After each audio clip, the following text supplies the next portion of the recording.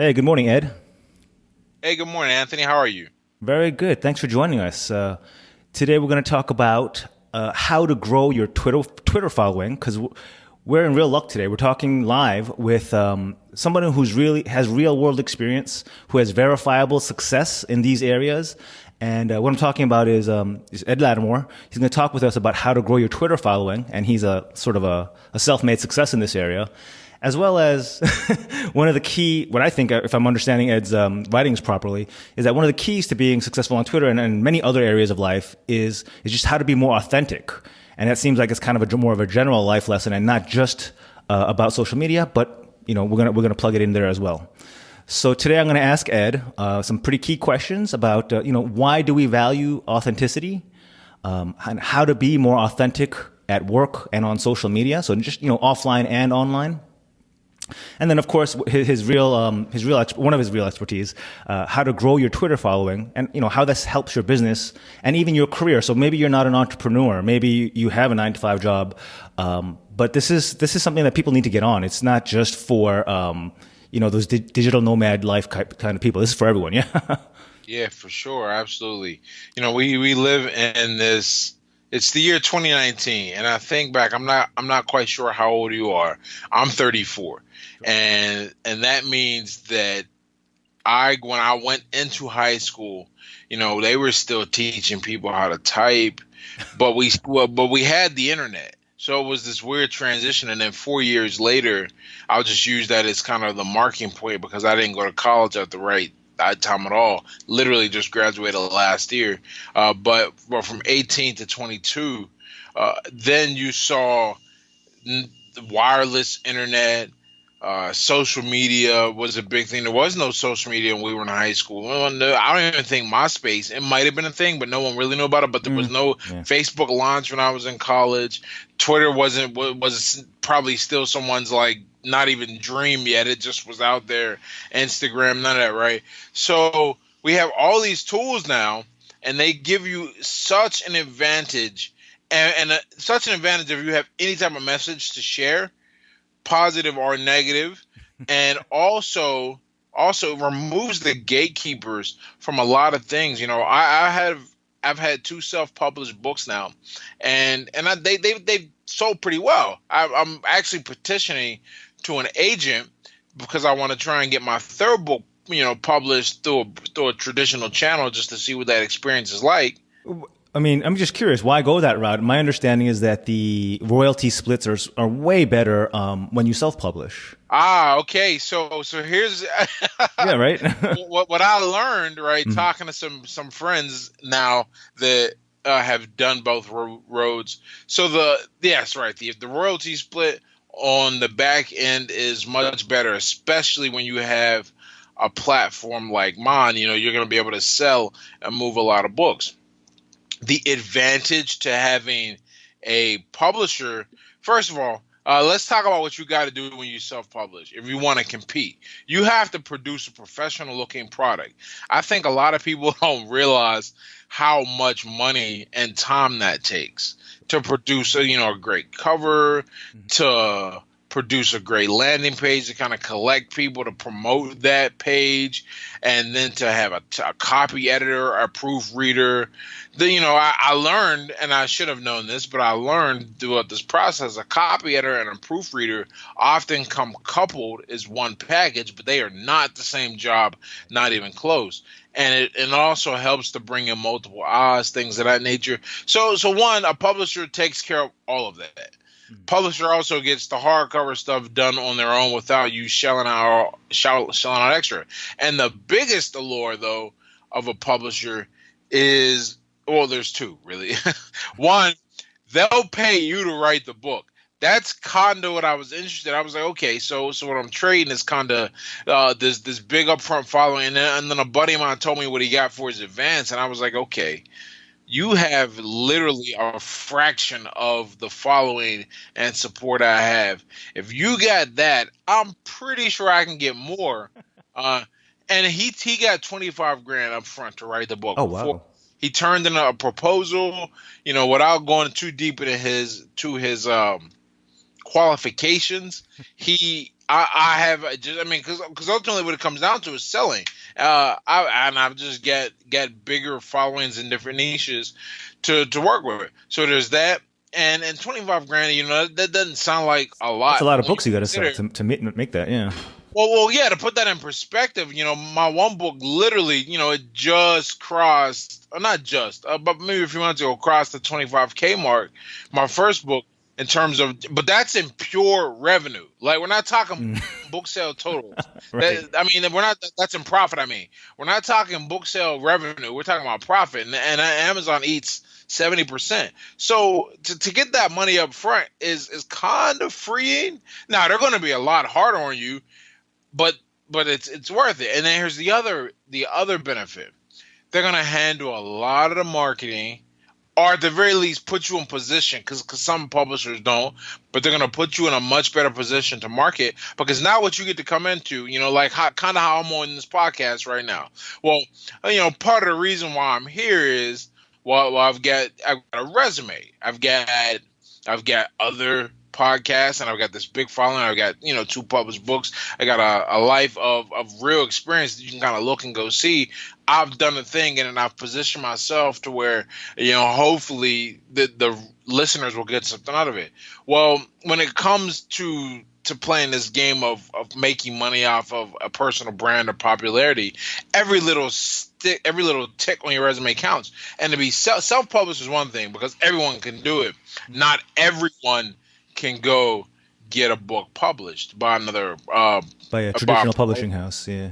Right, because that's what it comes down to. I could, look, I can declare myself an author and go self-publish, but people will still react to another person verifying your clout or your success positively. It'll affect everything, and the idea is that my other sales will be kind of boosted now that I have this exposure and all. But that's where that goes. And if you want to spread any message, Twitter is just fantastic, especially for writers, man. It really favors someone who takes the time to learn the art of communication, for lack of a better term. If you learn how to structure things and write with flow, and to use the proper stylistic devices, or you don't even have to you don't have to be an electrical engineer to flick the light switch, right? But if you want to build a circuit, you probably should at least be an electrician. And I bring that analogy up because I may not understand, or I may not know what it's called. I may not know that I just linked a bunch of words with the same sound at the beginning. I may not know that's alliteration, right? I may not know I started a series of sentences with the same word. I may not know that's called an afro, right? But the fact that I understand that I'm using these tools and they generate a much bigger response than not, this is a writing skill. And so what it comes back to, I remember thinking my life was nothing because I didn't have any quantitative abilities. And so I went and developed quantitative skills and got a physics degree. And the irony now, right, is that my greatest strength, the ability to craft words and communicate, that's where I'm at now, right? But back to what I loved doing when I was 12. I think someone said that you'll be able to figure out what you want to do for a living if you think back to what you enjoyed doing when you were 12. And I absolutely I've always loved 2 things: communication and teaching. So let's lay for the folks who don't know you very well. Let's and you should be following Ed at I think it's at Ed Latimore on Twitter. Is that right? Yep, Ed Latimore. Here's a pro tip. If you want to get started in this, if you can get your name, that's great. But whatever you get, make sure it's the same. Look, my Instagram is Ed Latimore. My website is edlatimore.com. My Twitter is Ed Latimore at Ed Latimore. My Facebook page is Ed Latimore Boxer. I wish I would have went with just Ed Latimore, but I didn't understand. And I actually think if you type in Ed Latimore, that my page does come up. So I may have changed it. But the point is yeah, that's everywhere I'm at. But in terms of who I am and what I do, I start and tell everyone when I meet people out that I get to make a living being myself. But the reality is, that's like a 75% truth. The 25% to that is, I had to build myself into someone worth looking at, worth being interested in, and I had to figure out how to best express that. It's a two-way street, you know. So I go and I boxed professionally, had a great time and a great career, and I built myself up as a great amateur and had a pretty good pro career. Toying with the idea of fighting again, you know, because Really? I still because I'm still in great shape. I don't drink. I've been sober for 6 years, and I eat incredibly well, and I stay active. And what this does is, I read somewhere that something about like how youth is preserved, not regained, and I can believe that because I am still strong, agile, great, you know, lean. I'm finally at the point where people are guessing my age incorrectly the wrong way, where they think I'm in Nice. my late 20s. I'm like, all right, that's cool, that's great. So, you know, and I've been going back to the gym, seeing how I feel. I'm like, okay, maybe I'll do this. And go after it. The difference is I'm going to drop a weight class, man. Them guys are too big where I'm at. I'm a small heavyweight. I'm only 6'1". I'm 220 pounds today. This morning, that's too light, man. Wait, you'd have to get down to 190, right, to get to the next weight class? 200. Oh, it's 200. Okay, that's not terrible. Yeah. Yeah. So what that is, you know, that's following a good diet and a training camp. That'll get me down to like 210, and then that's just, you know, cutting the last bit in terms, you know, sauna and water, stuff like that. Which I did before when I fought MMA for a brief period of time. But so I know it's not like I understand how to do it, and plus I got guys that know even more, so we're all good there. So we got the military, you know, boxing. I grew up in the projects, and I talk a lot about that. That's actually going to be the focus of my next book. Some of the lessons I learned from that, kind of in a Ron Holiday style, where he talks about the obstacles, the way, you know, my whole theme is really the things I learned that give me an advantage now are things I had to develop and figure out right there in the heat of battle, right there in the heart of the hood. So there's that. You know, I fell out of college the first time I went when I was 18. Had zero confidence in my ability to do math, but one day I said, you know what, I don't have enough options in life, because a car almost hit me and like completely took me out of boxing. And I said, okay, Oh, wow. I don't have enough options in life. And I thought, and I was like, I'm going to go back to school. But I said, I'm not going to do it unless it's for something worthwhile. I don't want to just want a degree. And everything I looked up had something to do with math. And I was terrified because I didn't think I was good enough at math. But one of the things that changed is throughout boxing, I watched myself get better, because I didn't have natural talent in boxing, but it was something I wanted to do. So it changed my mindset from fixed to growth, and I went and eventually earned a minor in mathematics and a Bachelor of Arts in physics. Believe it or not, they make BAs for physics. BA, interesting. Still just as rigorous. Yeah, I've seen a few schools call it that. But yeah, you know, I still took all the classes, man. We let's not slouch it. But yeah, and now what I do, now that I'm not writing, now that I'm not actively fighting, now that I'm not in the military, now that I have graduated from college, you know, what a degree is I help people grow on Twitter. I grow myself. I write.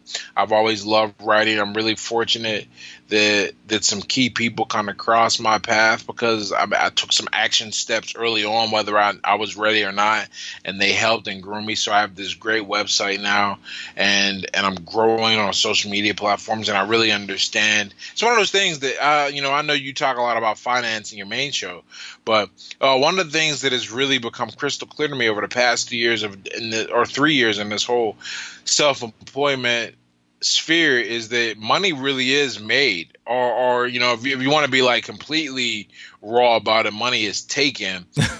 We'll find a nice middle ground and say money is exchanged for something of value. And you know, when we were kids, we used to talk about, oh, I'm going to beg 1 million people for $1. And that's how I'll be a millionaire. And if you have enough time and resolve, yeah, maybe you'll get there. But it's a lot easier to create a product that people solve problems with for $100, you know, and sell it to 10,000 people. That seems a lot easier to me. I never heard that before. They beg $1 million for $1. That's interesting. Yeah, you know, there was an old chain letter, you know, pyramid scheme where it was like, here, you know, send the person who sent you $1, right. And then you send it to 5 people, and each of those 5 people will send you $1, and then just keep going to the top. And you know, and I look at those and I go, wait, but all I'm doing when I think about like what I get to do, and the way I see money now is all I'm doing is creating a thing, and instead of asking for $1, I'm giving a person a solution, teaching them something, or entertaining them in some way, being valuable, solving a problem, or distracting a person from a problem is my definition of value. I'm being valuable, and so that I don't have to beg. You're like, here, take the money. Just give me what you got. So that's the way I've come to look at it. But that wraps up who I am and where I am in a nutshell. So I want people to take this seriously and to really listen to you to your advice on how to do Twitter right. So let's establish your credibility here. Let's establish your authority here. I mean, how would you go about that? Me personally, having followed you for a little while, I think the best compliment I can pay is that if you just look at who's following you, there's some really smart and influential dudes who. It really surprises me. Every few months, I'll get a direct message, or I'll see someone retweeted me, yep. or straight up someone will tell me. I had someone tell me like, yo, Rick Rubin follows you, and no offense to Rick Rubin, but I was like, who the heck is Rick Rubin? So I went and looked him up. I was like, yo, that guy follows me. Wow. Right. Yeah. I got a message. I get messages sometimes from politicians. I can't drop names, but I have a fairly direct line if I needed it for whatever reason into the upper echelons of the White House and I think Parliament is what it's called in the UK.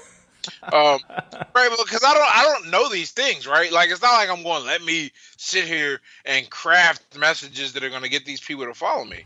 Like, nah, man, it's really me being me, taking what I've learned and dishing it out. Or the motto I have is, I take what I learned the hard way and break it down. You can learn it the easy way. That's nice, yeah.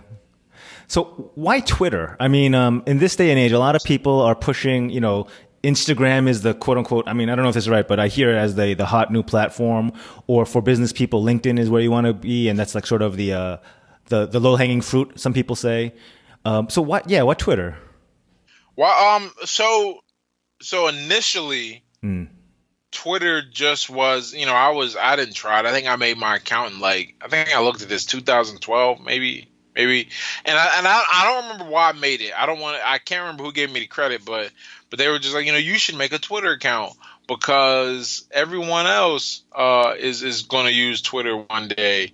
And me, I'm a freaking slow adapter. I'm basically an old man with this stuff, man. I didn't get an MP3 player until I was like 22.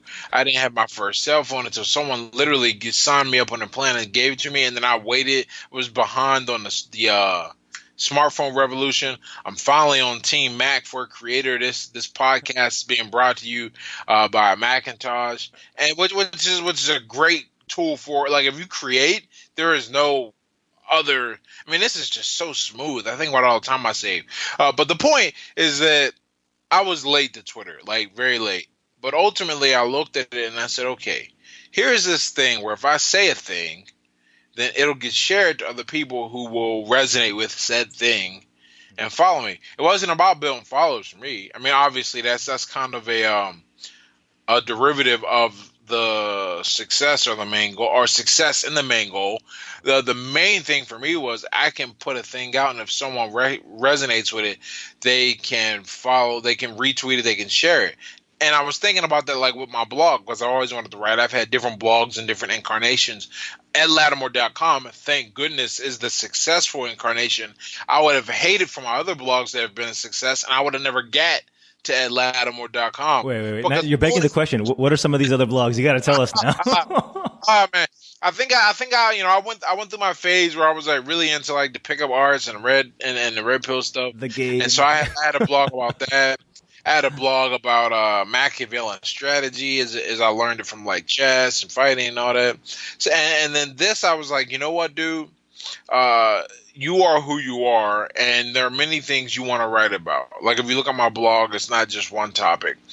And I was like, you know what?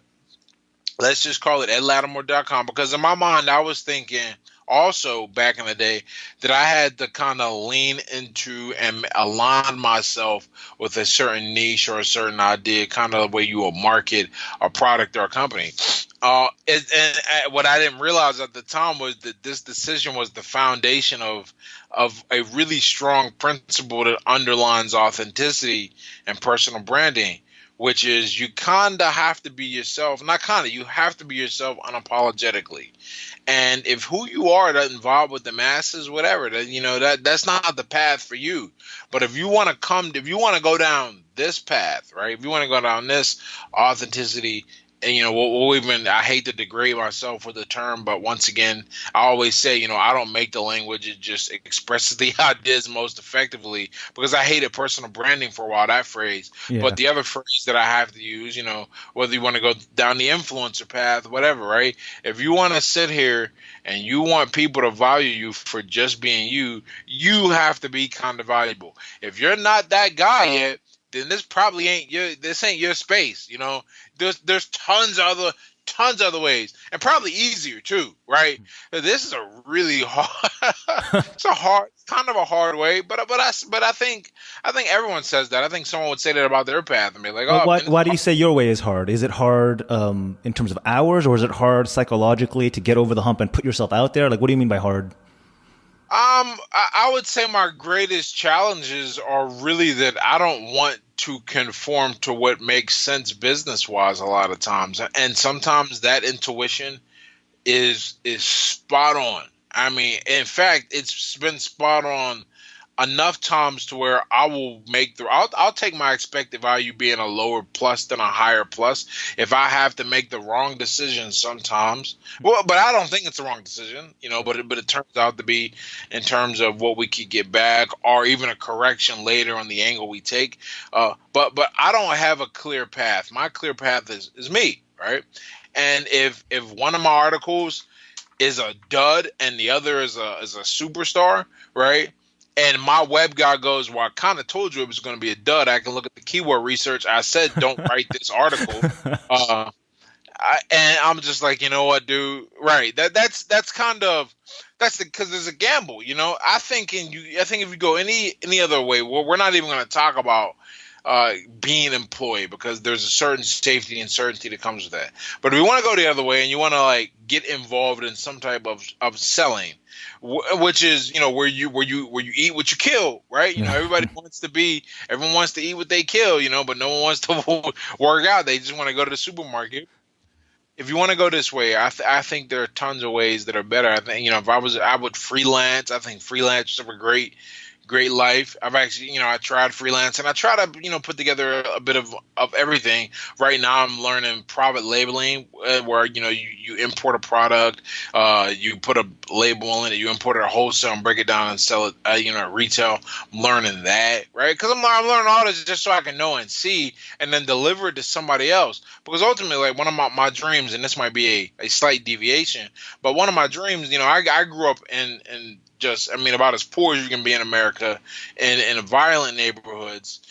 And one of the things that always comes back to one of my most popular articles is, what I learned living next to crackheads and crack dealers, and also 5 lessons from growing up in the ghetto. Those are 2 of my most popular articles. But what I think, which is why I brought up the crackhead thing first, is that if you can introduce the youth to another way to make money, because some of it is wanting to fit in. A lot of it is, I need to eat. If you can introduce to another way to make money, I think you can reduce a lot of crime. So one of my like dreams in the future is to introduce e-commerce to low income housing and kind of, set kids up to see that you can make money that way. But for me to do that, I got to try other things. And I can say and maybe it's just my personality, I'm sure that is too. I think that if you wanted to make money online, there are just, drop shipping is great. If you sit and learn the rules for writing and how to sell and market and really learn the system, you never have to put your face out there. That's the other thing, I make myself a target. I always say I'm not anonymous, so you can be anonymous, right? Because if they want to pile up on somebody, I can take the heat. What are you going to do? Dox me? I'll tell you exactly where I live right now. I post. It's easy to do that when you're a heavyweight boxer, man. Well, yeah, a heavyweight boxer, and I'm probably more street smart than most people because of how I grew up. I'm not really willing to. I think that's part of it is that I kind of grew up putting myself in this position to be a center of attention, and that's just a personality quirk, but it's the quirk that I've learned to monetize and make a living from because I remember having this realization. I think I was about 109 credits in. So wherever that is, because I took a year off in the middle of getting my degree as well. Even going back, I took a year off. And I remember I had the realization. I'm talking to all my fellow students, and they're like, I'm going to grad school for this, or I'm going to work for that. And I was like, okay, cool. But the thing that bugged me was not working with somebody else. I'm not that guy. Whatever needs to get done. If I believe in it enough to step up and do it, I can play the background and support. I can play the lead wherever I'll be best. What bugged me is that I was not going to have autonomy and I was not going to have the ability, if I needed to step up and assume responsibility for better or worse. Because the responsibility is great when things go well and everyone wants it then, but when things go poorly, I think that is what separates a good leader from a bad leader, is their ability to step up and say, you know what, this is my fault. I tell my students, I tutor for a little while. Because I had to. I didn't, like I said, I got baptized by fire into this whole self-employment thing.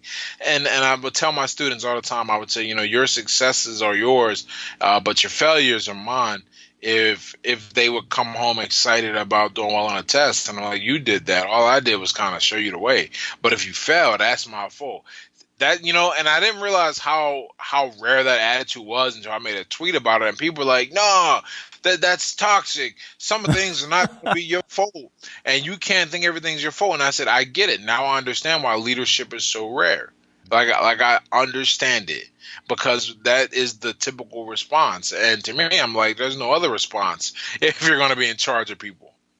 So, you brought it back to careers a little bit, and how you're not really, I guess, well suited for that type of environment. But for your followers who do follow the corporate path, or who are in that kind of structure, how can some of your advice, either on Twitter or authenticity, how can this help them?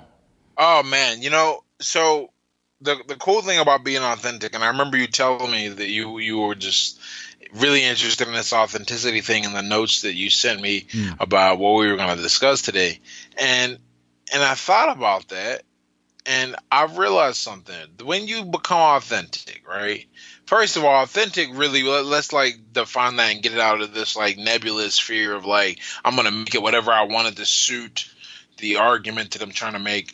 No, I think authenticity is really about, okay, so you have, I think we all have a personality. That's one thing I've realized getting older, is that even babies come into the world with their own kind of personality, and it gets shaped and molded and developed by the things they interact with. But we all come into the world with a personality. We have likes, dislikes, interests, motivations, whatever, right? That are unique to us. And being authentic in an environment that forces you to go against something that you are completely, or to be in favor of something that you are completely against, that's a really dangerous environment, and you have to leave it. You have to leave it, because one way or another you're going to be kicked out anyway when it goes against what you fundamentally believe. Okay?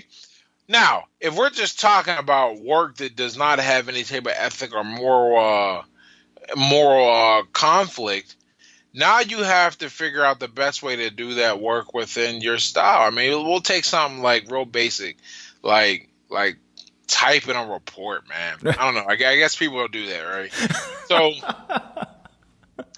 right. If I had to type a report, the first thing I would do is I would go grab one of my favorite supplements, and nootropics, I think, new or no, however you pronounce it, right? I would take that and I would sit and I would just, pound it out. And then I would also, because I love learning, I'm not just going to like take what's given to me. I want to try and dig deeper, and I'm going to really make it enjoyable for me to be there, because I love learning. That's like people go to other countries to party and bar hop. Me and my girl go to other countries to watch operas and visit the museums. Like, that's just what I do, man, and I love it. So I'm always trying to find a way to learn. So, I got to do this report. I got to learn. Let's say I'm conflict averse. Most people are conflict averse, right? Yeah. Then when someone bugs me at my job, I'm gonna learn to be a loner and live on my results, because you gotta kind of blend that in. However, if I'm not conflict avoidant whatsoever, I probably should be gunning to move up, and improve. No matter where you're at, if you want to go that path, you're gonna have to, or rather, if you want to be in that environment, is a better way to put it. If you want to be in that environment, you have to learn to choose the path that suits you.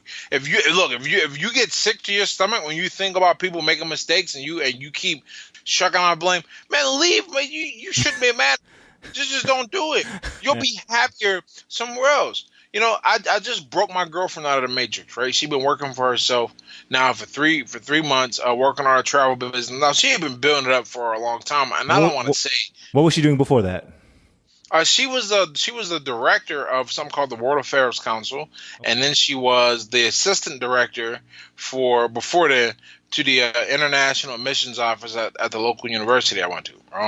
And what I noticed is that she was always, she'd always had this travel business at home that she was working on the side, booking clients and helping them, have great trips. And I was like, you're not going to be happy until you can just do that. And here's why. Because either you're going to get, because the odds of getting a boss who understands how to best use you and you being happy, that ain't going to happen.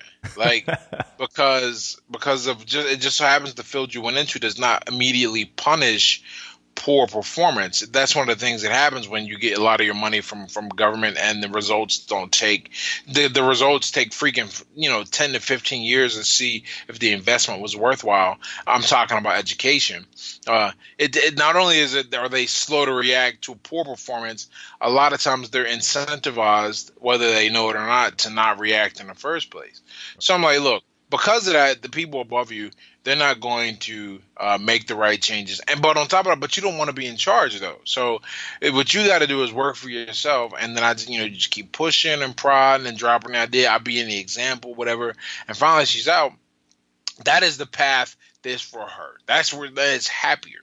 Right? 100% responsibility. That's not for everyone, but you have to find out what works best for your personality and pursue that career track. And you kind of have to not care what other people think, because look, if you're making 150K is a CEO, not say CEO, is like a manager, and you're like, you know what, man, I really just this workload and these people, I just want to go back to being on the front line. Actually, what's funny? I used to see this when I worked in retail. My last retail job, I sold phones for T-Mobile, right.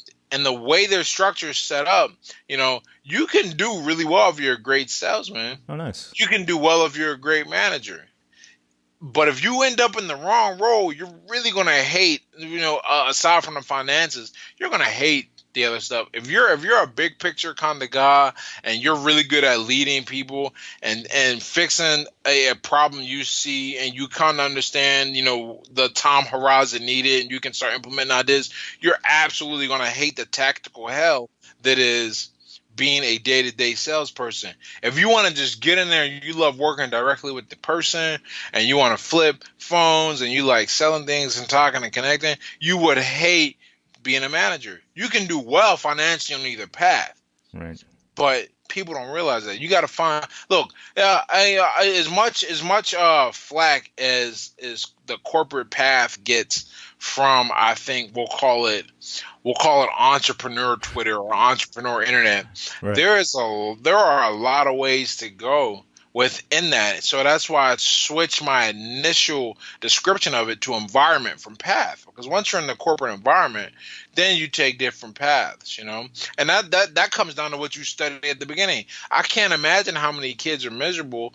Well, now adults are miserable because as kids they studied something that they just didn't have the passion for, but it made the most sense to them because of whether their parents or what the job market indicated. Things of that nature. Instead, you're going to be a lot. Look, if you don't have the personality to branch out and be your own, you got to have the insight to know your best path going the other way, because that I That's tough. think you could be I mean, you happy. need a crystal ball to be able to do that. I mean, I remember maybe 10 years ago, the sweet money path amongst med students seemed to be going to radiology, right? Like, oh, that's a good life. You get to just sit at home and read X-rays from your high res screen, and you make a nice living. But so a lot of people went into that, I guess, major. I don't know what they call it in med school. Yeah, But then focus, what I happened? think. Technology caught up to that, and now you have these scanners and AIs that can do that instead of a med school educated doctor, and those Oh jobs are yeah. good. They're going extinct. So you got to choose real carefully. You got to choose carefully, and you always got to be working on the supporting soft Yep. skills. One thing, you want to talk about lucky. I'm lucky that I happen to have the ability to kind of write and to put or not even write. I'll say communicate, because I was not.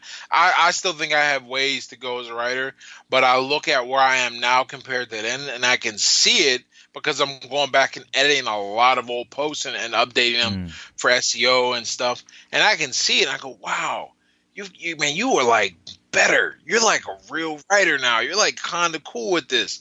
Before I was just a guy who had something to say, and writing was the medium. Now I have a much better idea how to present these ideas to other people. Same way with this right now. We're talking, and I think, man, I personally think, right, and not just think. I've gotten feedback. I think I'm fantastic talking and creating a conversation. But that's my natural gift, so it was very easy to translate that into the written word. But if that's not your strength, you got to have another soft skill. You got to have a soft skill to make yourself alive, whether it be networking, writing, communication, negotiation. People underestimate how valuable someone is who can make both people feel like they walked away better off when someone feels like they're being shafted. You got to have those things, because when you have those things, you're going to be able to take what you do and put a spin on it a different way. You want to see a great example? This is just my experience. No offense to anyone listening, right? If this happens to fit you, but pharmacy students are a really interesting breed, in my opinion. I see these cats, and these are people who are smart enough to do med school, but they don't. But they have the foresight to realize that pharmacy is kind of the same thing, with less time commitment, less debt, and the jobs were fairly guaranteed. But if you talk to any pharmacy student about leaving pharmacy, you want to talk about, they're more it's like you mentioned a recession. They're like, you mean what? Another job? Even though look at all the science they have, all the experience they have being analytical and communicating and interacting with people directly as customers, if they're in retail pharmacy, it blows my mind. But people can get stuck that way, not choosing a path. But that's good for them, because they figured out one way or the other, this is kind of where I'm at. Smart enough to do great, not risky enough to take on entrepreneurship, not really. I have a much better time horizon, and I like to enjoy my money before I'm 30. So forget med school, that kind of deal. So everyone has a different path within the employment sector, and it's up to you to find that path if you want any hope at being authentic. Yeah, so I want to try to bring this, sort of circle this back to some personal finance topics, only because that's kind of the general theme of this podcast and YouTube. So now that we've gotten to know you a little better, Ed, and your background and what you're about, with that background in mind, I'd love to hear your takes on a couple of the more, I guess, controversial personal finance topics. Kind of those. Let's do it, man. Because some of those binary topics. I mean, I think you'll be familiar with some of these. I mean, look, home ownership or where you live, I guess. Oh yeah. Where do you fall? Should you buy or should you rent? Oh, I am firmly in the it depends category, right? Hedging. But if I had to like choose, Yes. I'm gonna go with rent, right? All right. Okay. So and here, my simple pro list for renting versus the con is longer. There's that. and I know my personality. There's that. I mean, I absolutely. Oh, there's also, look, man. I'm 34. I might live 50 more years, right? Mm-hmm. If I get the mortgage and I pay it, and I go the typical route, I'm probably gonna be, that's half that time where I'm locked in, and I got this big old piece of property I got to figure out what to do with and sell. Although I got a buddy right now who had to move suddenly, and now he's stuck with this house that he just bought. And so he's got to pay twice. And I'm like, man, that sucks. Meanwhile, if he had just been like, yo, I'm a rent, not only would he not be responsible for it, he would not be responsible for the upkeep and selling it, and that's just extra stress. And that's the other thing too, is that I couldn't figure out how to put this, but a buddy of mine broke it down perfectly. He goes, well, people forget about the rent when they say, oh, but that money could be spent on a house, and it reflects the kind of the market that housing is in anyway. So so if housing costs this, rent's going to cost that, and it should work out. And he's like, no, that's not true, because the inputs don't equal the outputs in the rental market. It's based on the location. So if someone paid a lot of money for it, like I live in a converted mansion right now. I rent a converted mansion. And it's one of those, they took the old mansions, broke it down into like 2 or 3 apartments. So it's pretty nice. I live on 2 stories here. The first one and the second one, huge, right? I would never be able to purchase this place. Instead of what I can do though, is the money that I would have used covering insurance and taxes on, I can use that to grow and develop elsewhere. Now, that's the big caveat. They say, a house is like this built-in savings for normal people. Yeah, kinda. Like, I mean, in other words, because if you liquidate that savings, then where you going to live? Yeah. Right? Like, you got to do some more of that. But I will admit that the average person does not take their money and save it. And before we even get to and one step after saving is putting it to work for them in some way. Like I finally started putting some money into like just little stocks and everything here and there. You get logged on to Acorn. I'm learning that slowly but surely. I just have it taking money out of my account every week. Don't even miss it. And that's cool, because every now and then I log in and remember, and I'm like, oh man, I got like 5-6 grand sitting here. Thank goodness. But if something happens, like if something really happens, I'm like, all right, here, cool. But yeah, I'm in a renter's camp though for lots of reasons. Even when I have kids, I'm still going to rent because it's just easier. But I also don't plan on raising my kids in a traditional kind of setting. I like to be mobile and not have to worry about or not be bogged down by a thing that I bought thinking that I would be someplace once for all. But you see why you see, even as I qualify my decision to rent, while I'm really in the it depends camp, man. But for the sake of this podcast and the sake of stirring up good arguments, I'm in the rent camp. There you go. Can you see yourself changing your mind, like you and whoever, and I'm not going to pin you down, have your first child together and you're staring into your beautiful son or daughter's eyes and you think, I want the best for you. Can you see your mind changing and want to plant roots or whatever the logic is for owning a home that you could pass down to your kids, perhaps? I don't know. Okay, and that was something else. I always like to argue with myself. I got a good friend whose parents did that and it worked out great. I believe, right, and this may just be me justifying my own nonsense. I believe that I'll be able to leave my kids cash as opposed to a house. The idea is to be in a position to do both. Now, am I against ownership as a tool for another stream of income? Absolutely not. I think that's a great way. What I am against is buying a home, living in the home, and that being where the hill you're gonna die on. I'm just not. I think that there's too much. I like to position myself to be able to respond to change if it happens suddenly, and I think, and that's just a personality quirk again. And I think owning a home severely inhibits my ability to react to a sudden change in my environment. Yeah. Right on. So we talked about leaving something behind for your future children. Let's talk about legacy, because I am actually an estate planning lawyer by trade, or to be accurate, awesome. I'm an executor actually. So when you think about it, you're a young guy. You're probably not at that stage where you're thinking about mortality yet, probably. But what do you think? What do you think you want to leave behind, and for whom, and how do you kind of envision your legacy, I guess? Man, you ever heard of the emotional strength finder test, where you like take this test and you get five things that kind of say what your like modus operandi for seeing the world is, and the one thing that comes back is strategic and planner. You want to talk about not thinking about mortality? Sure, you're right. I don't think I'm going to die, but that's because I put myself in great shape. I have great habits. But I just bought my first life insurance policy for the future, and I'll probably buy another one in like 2 years time, and then one more when I have a kid, because I realize that, because like, look, man, if I have kids, there's gonna be a few of them, and there's gonna be a few of them, right? And I like them to be okay. I like them to be all right. But in terms of what I thinking about what I'm gonna do and what I'm gonna leave for the future, I above all, man, I want my kids to have a good memory of me, more than anything else. And I know part of that is going to be my ability to provide. Because right now, when I think about, like, my father died when I was 18, my mom's still alive. I think about, like, where my feelings are in relation to them, and I know they're not like someone would hear me talking about them randomly, and they would assume I'm talking about a stranger that I happen to have a relationship with, not even a strong affinity.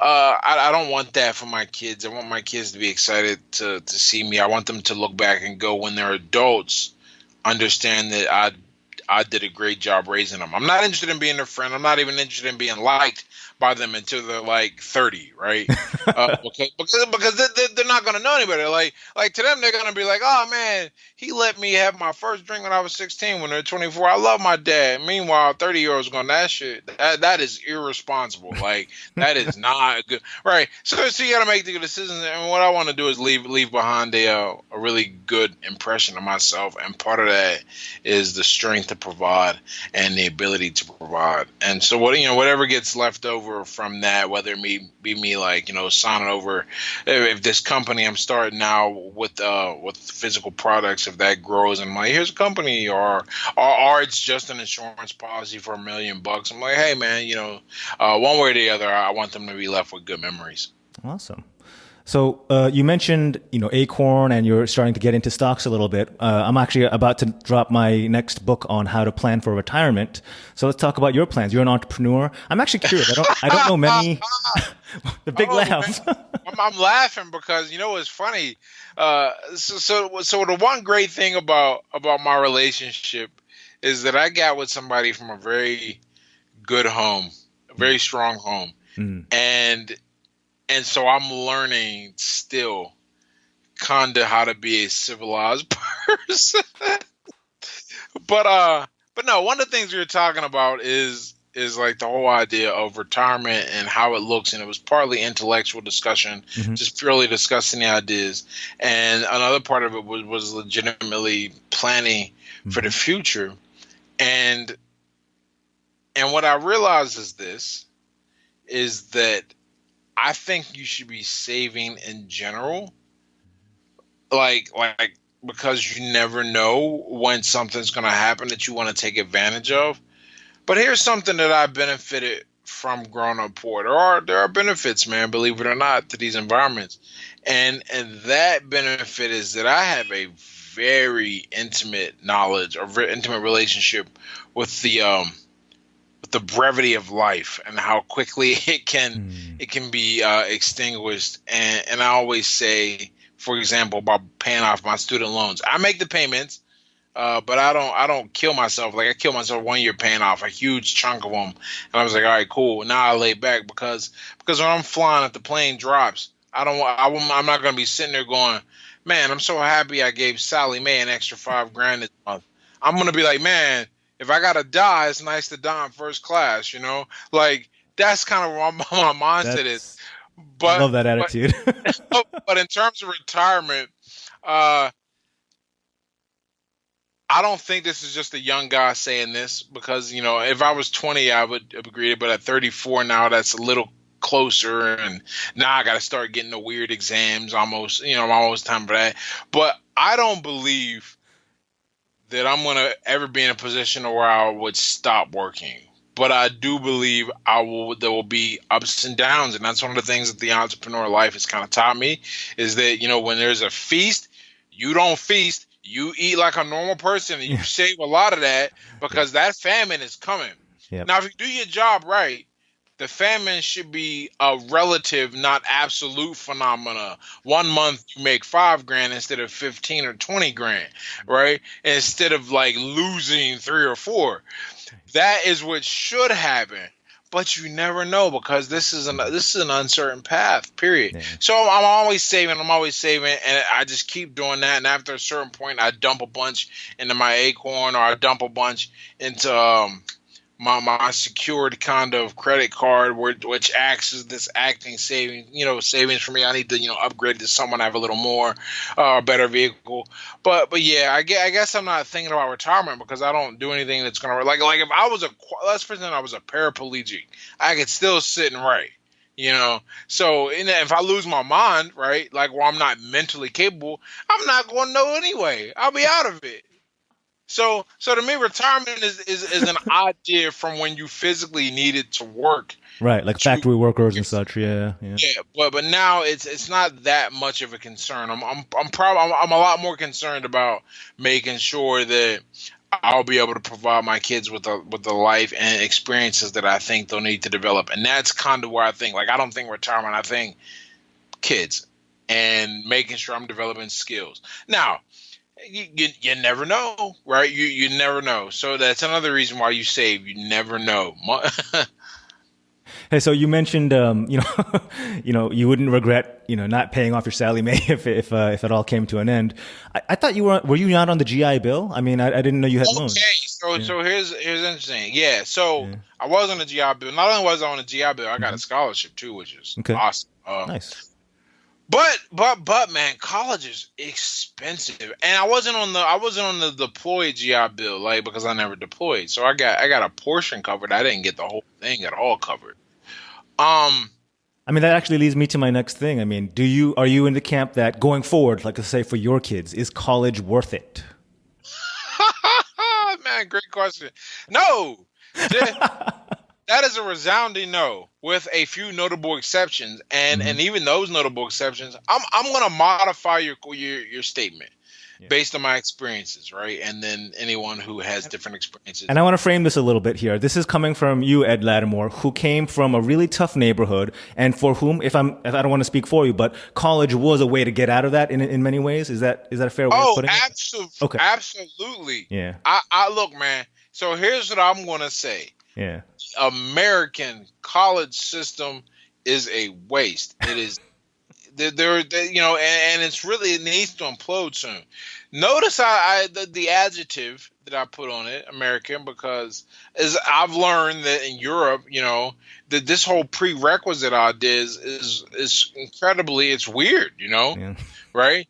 I've talked to a doctor from China and a doctor from Colombia, and they're like, I had to come here, and then I was practicing for years in my country, did a great job. Countries, by the way, that have a lower mortality rate, or at least a longer life expectancy, and people spend less money on healthcare, all these good things. And they're like, I had to come here, and I had to go to school, and then get certified here after I spent money on their medical school. And I'm like, yo, it's really. Capitalism was good because it took two evil things, combined them, and made a good thing, or at least a progressive thing. It was like sodium. Here's human greed. Potassium. Here is competitiveness. We're putting together salt capitalism. But like anything, man, you can put too much salt on a dish and ruin it. And I think we have too much salt on the dish of many things, healthcare and education included, mainly in this country. So I would say American education system, no. If you can go to college somewhere else, we're going to put you through a different system, free of many of the prerequisites and the mandatory live on campus. Another biggest hustle I've ever seen, man. Yeah. The dorms are garbage, and they cost more than living off campus. Yeah. But everyone's got to stay there for at least a year or two. Yeah, that's ridiculous. Dude, I'm like, wow, that is like that actually blew. Like when I really sat back and looked at it, because when I went to where I went, Duquesne University, I transferred in as I went to community college, got my associates, then went to college. By the time I went to transfer, I was turning 30 that year, and I was like, y'all crazy. I'm not living on and they were like, well, he is 30. I had to transfer. That's the only reason why I was exempt, because I was a transfer with a complete degree. But I was like, if I had transferred, what, like 30 credits? You gonna tell my 29-year-old self I gotta live in a dorm? You on some mind-altering substance that is sold in low-income areas of America? I'm keeping it PG for the right. Wait, if it was your kids, okay, I'm gonna do one more iteration on this before we move on to the last one. So if your kids are 18, so this is like 20 years from now or so, and at that point, our country has moved in the direction where college is free, but it otherwise looks the same, the system, the requirements, and all that stuff that you talked about. But the tuition itself is free. How are you feeling about that setup? Is the education itself worthy? What do you feel about the actual education you're receiving? Let alone the cost. If it's free, all the way through, up to the graduate level with that, I'll put it at a wash.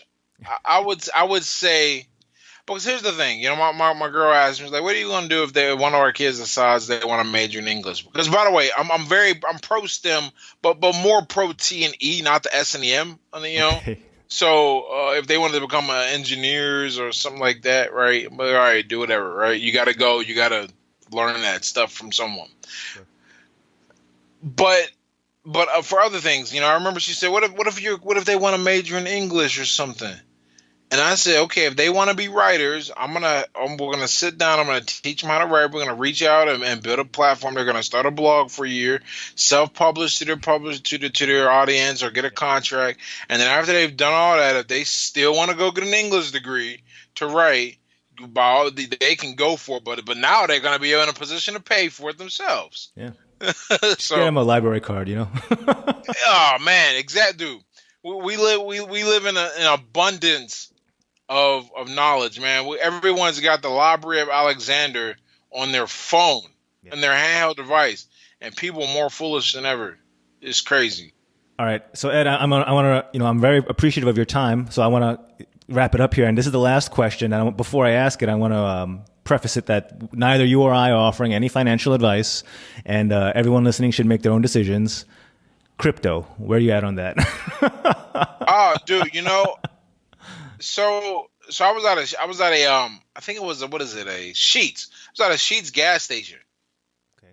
And they were like, and I saw a sign, it was like, now accepting Bitcoin for the gas. Yeah. That's awesome. And I said, okay, now we're in a position, because here's my thing, right?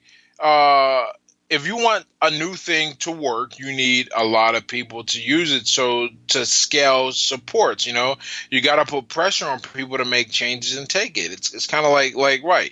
And then how many diners can survive now that don't take credit cards? Remember where everyone was like cash, and they were like cash or card. Now, if you don't accept card, now you're going to lose business. Okay. But that only happened after so many places took it to where there were competitors.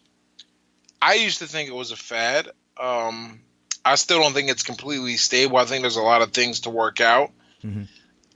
But I believe that if you have the opportunity to get involved in cryptocurrency at any level, and you have the skills or personality, you definitely should. If I could go back, I was just looking through some old tweets I'm on, and one of the things they were like, if you could go back and tell your 18-year-old self anything, what would it be? That kind of deal. And I had a list of a few things that I had personally experienced, but one of them was like I have a vivid memory of two of my really nerdy friends' brothers sitting in their living room talking about, we're mining this new thing called Bitcoin. It's all over the internet. We're just mining? Going to run a server to mine it. They were like back in the mining days. This was like 10 years ago. Yeah. And I remember thinking, what good is that? Like, of all the things you could do, why would you do that? Right? So I said I would go back, and I say I would have a different conversation with myself and them at that time. Is it going to replace a fiat currency? I can't remember the guy's name. It's a foreign name. So, and I say that because maybe that'll ring a bell. But I think his book is called The Bitcoin Standard, maybe. And I read it, And it's funny because the first half of the book is dedicated to explaining the history of money and why it works and what we use it for.